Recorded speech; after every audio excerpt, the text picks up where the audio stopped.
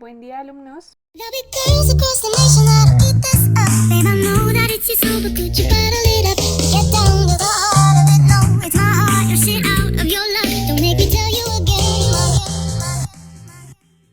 Love, love, love. Ay, Love, love, love, love. I do it, love. Love, love, love. Ajá, do it for. Yeah. Bienvenidos una vez más al módulo de diagramación.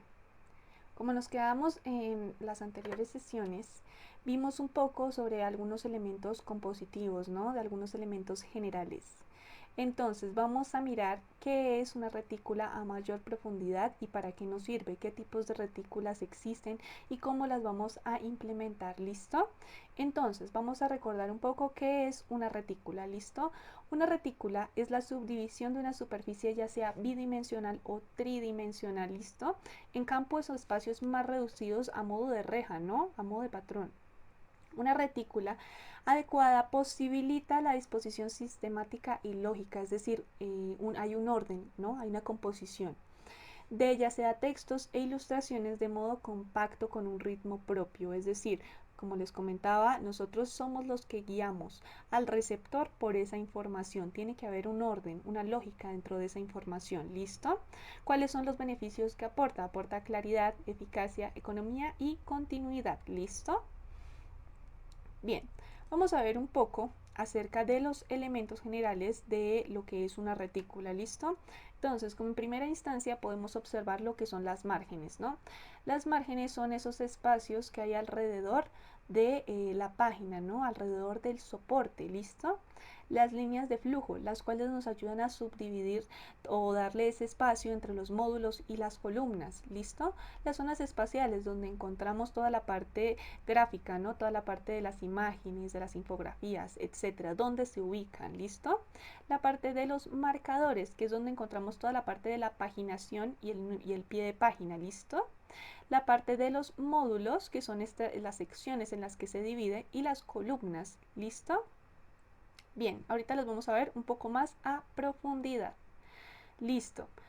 ¿En qué más nos ayuda la retícula, no? Nos ayuda a aportar un orden y una claridad. Eso ya lo tenemos súper.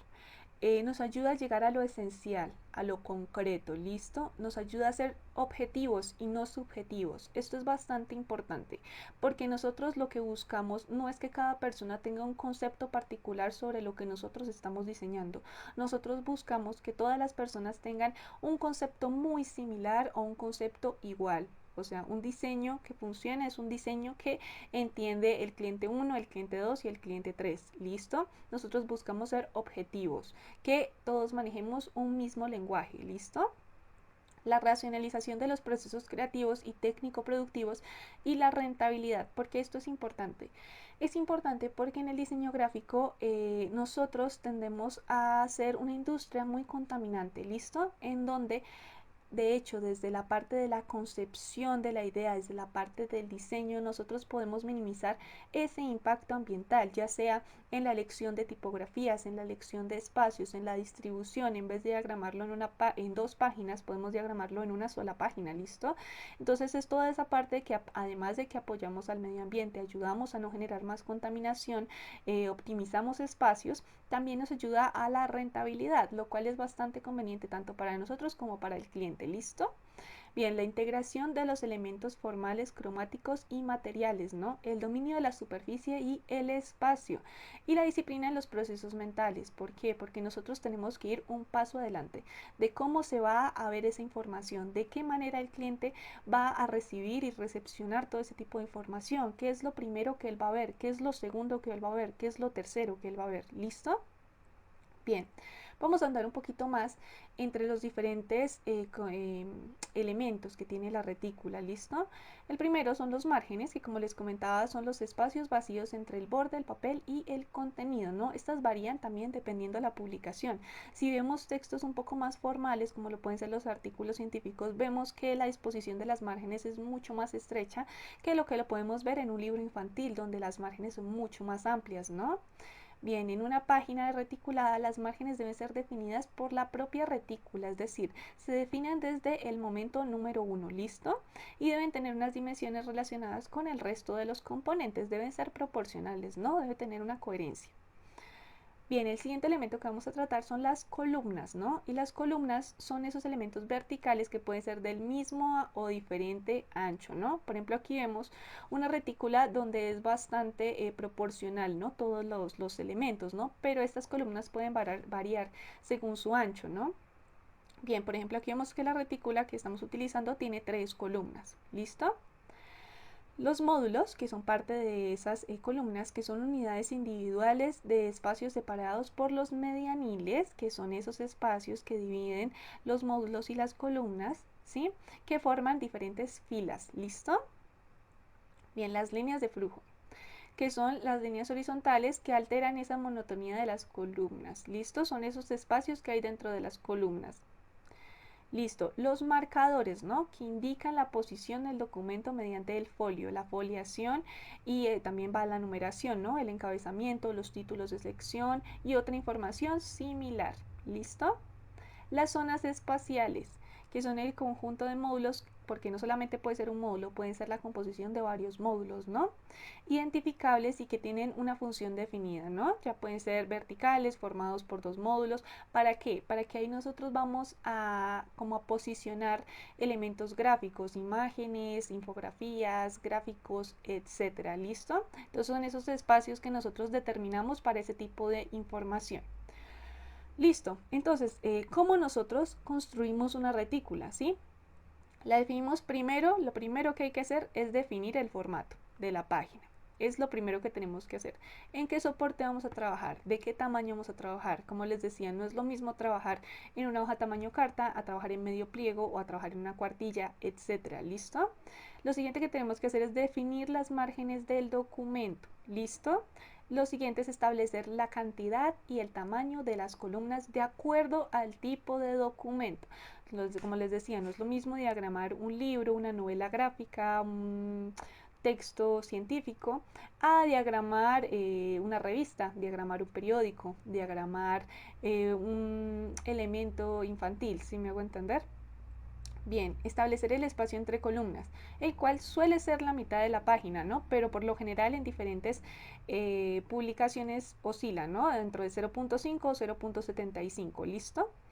Establecer la ubicación de los marcadores, en dónde vamos a dejar la numeración, en qué parte vamos a dejar el pie de página, todo este tipo de elementos, ¿sí? Distribuir los titulares, encabezados, entradillas, capitulares, subtítulos, etcétera, ¿no? Entonces, el punto ya ahí ya vamos mirando en qué parte va a ir el texto, en qué parte vamos a dejar la parte de las imágenes, si hay notas al pie, qué sección vamos a dejar determinada para cuando existan notas al pie, etcétera, ¿listo? Bien, vamos a ver que existen diferentes tipos de retícula, ¿sí? Bien, la primera que nosotros vamos a ver es la retícula de manuscrito o la de una sola columna, ¿sí? Es una estructura que es empleada para representar textos largos y continuos, ¿no? Ya sea libros o informes. Lo podemos ver, digamos, cuando nosotros realizamos un ensayo, ¿no? Es solamente una columna, ¿listo? Posee márgenes bastante amplios y su objetivo es transmitir tranquilidad, calma y hacer que el proceso de lectura sea fluido, ya que este tipo de formato suele representar grandes masas de texto, es decir, no hay como un respiro, ¿no? No hay como 3 columnas, no hay muchas imágenes, en realidad la gran mayoría es solamente texto, ¿no?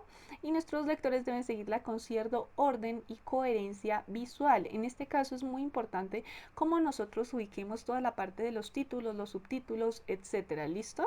Para que de esa manera haya un orden y una coherencia por donde el lector se va a ir dirigiendo, ¿listo?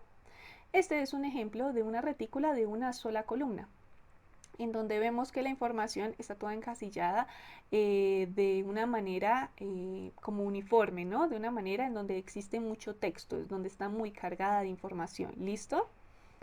Bien, el siguiente que vamos a ver, el siguiente tipo de retícula, es la retícula de columnas, ¿no? Que nos ofrece bastante flexibilidad y versatilidad, a diferencia pues de la anterior, puesto que podemos destinar esta división de columnas para diferentes tipos de contenido, ¿no? Ya sea unas para imágenes, otras para texto, otras para titulares, etcétera, ¿listo?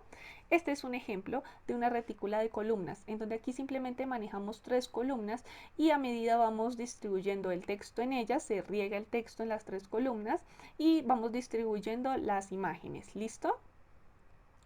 La retícula modular, que es en la que nosotros nos vamos a enfocar, que como su propio nombre lo indica, está compuesta por diferentes módulos, ¿no? En este caso vamos a ver la retícula modular, que los módulos son del mismo tamaño, ¿no? Pero existen variaciones, ¿no? Aunque en cierto modo es una modalidad bastante más compleja, pero también nos aporta muchas facilidades, como lo puede ser la flexibilidad, la movilidad para estructurar diferentes contenidos, ¿no? Le da más dinamismo a la composición. ¿Listo? Este es un ejemplo de retícula modular donde podemos ver que está compuesto por varios módulos. Podemos ver que es como una rejilla, ¿sí? En donde podemos estar ubicando el texto de una manera más orgánica, más versátil, ¿no? Bien, la siguiente es la retícula jerárquica, ¿no?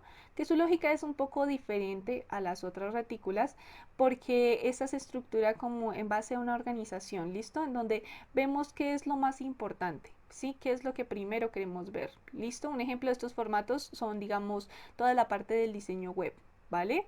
Este es un ejemplo de una retícula jerárquica, que es lo que primero nosotros queremos que el receptor vea, en donde se le da una jerarquía a la información mucho más marcada. ¿Listo? Bien, este es el tipo de variación del cual les estaba comentando en la retícula modular. ¿Sí? Podemos tener una retícula modular y en base a ella podemos realizar una variación de este tipo de subdivisiones, ¿no? De cómo vamos a ejemplificar el texto. Tengan en cuenta que siempre cuando nosotros hacemos la propuesta de una retícula, tenemos que diferenciar ya sea con color, por lo general es con color, de qué es lo que va en texto y qué es lo que va en imágenes, ¿no? Entonces, por ejemplo, en estos ejemplos podemos ver que el texto lo representan de forma de color azul y las imágenes o los gráficos, etcétera, lo representan con un magenta, ¿no?